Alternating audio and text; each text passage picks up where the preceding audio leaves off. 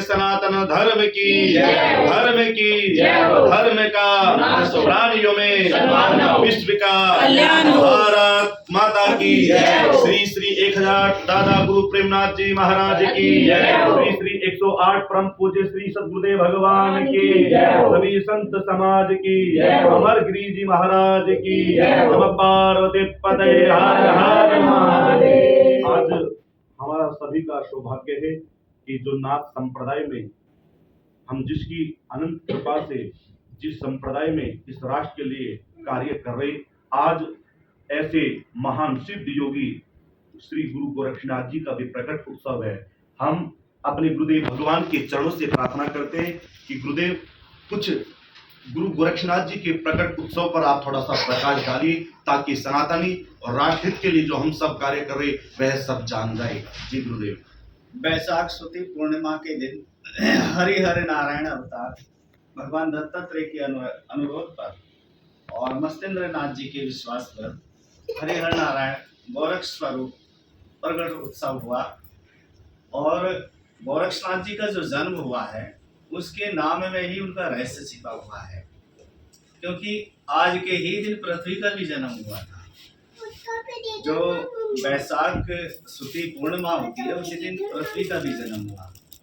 उसी दिन हमारे जो गर्भ विषय नहीं आने वाले अवतार हैं, जो गर्भ विषय नहीं आते, उनका प्रकट उत्सव मनाया जाता है। तो गोरक्षनाथ जी किसी गर्भ से उत्पन्न नहीं हुए हैं। वो विश्वास था मत्स्येंद्रनाथ जी का, वो आह्वान था भगवान दत्तात्रेय जी का। तो हरिहर नारायण ने ये सोचा कि हम ब्रह्मांड के नायक हैं, ब्रह्मांड के रक्षक हैं, तो हमें मत्स्येंद्रनाथ जी के विश्वास को और दत्तात्रेय जी के अनुरोध को स्वीकार करते हुए ब्रह्मांड की रक्षा करने का स्वरूप धारण करना ही पड़ेगा। तो गौ माने ब्रह्मांड होता है, रक्ष माने रक्षा करने वाला।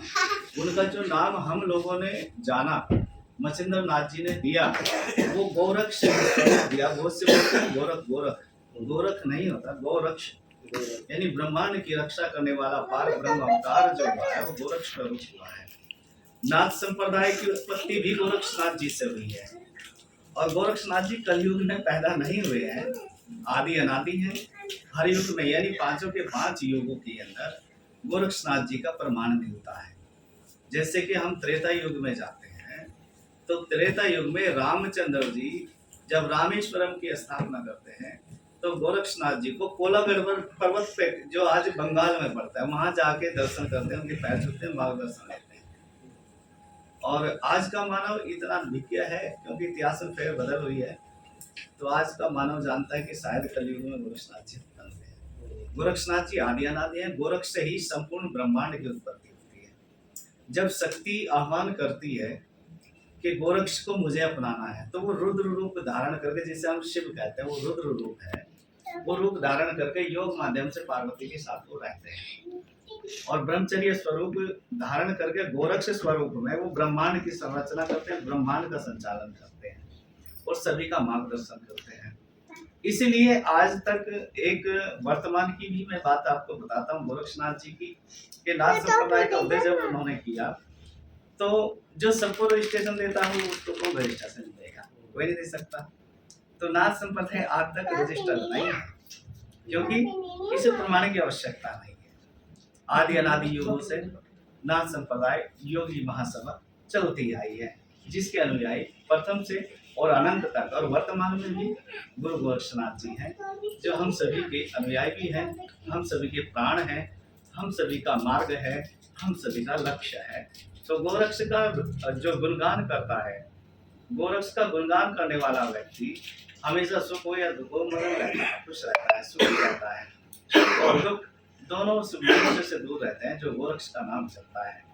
और जो भाई झाड़ों में पड़ता है वो उड़ जा रहे हैं, उसके तो कांटे चुभेंगे, कभी पट्टी करवा, बाकी तो झाड़ है।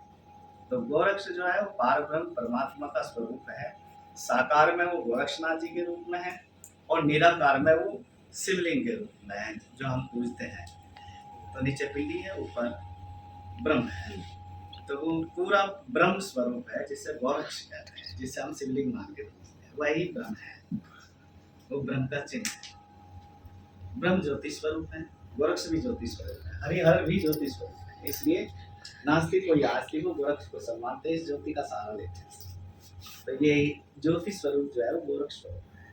तो मेरा इतना ही कहना था कि हम सभी जिसको मानते हैं और मानते हुए भी नहीं जानते, उसे जानना बहुत जरूरी है।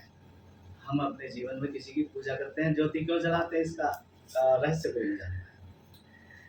कहने का अर्थ ये है कि ज्योति स्वरूप ही पार ब्रह्म है, जो कभी गोरक्ष का रूप धारण करता है, कभी रुद्र का रूप धारण करता है, कभी राम का धारण करता है, कभी कृष्ण का धारण करता है, और बार बार जन्म लेकर इस पृथ्वी पर रहने वाले सभी जीवों को मार्गदर्शन। बोलिए गुरु गोरखनाथ भगवान की जय।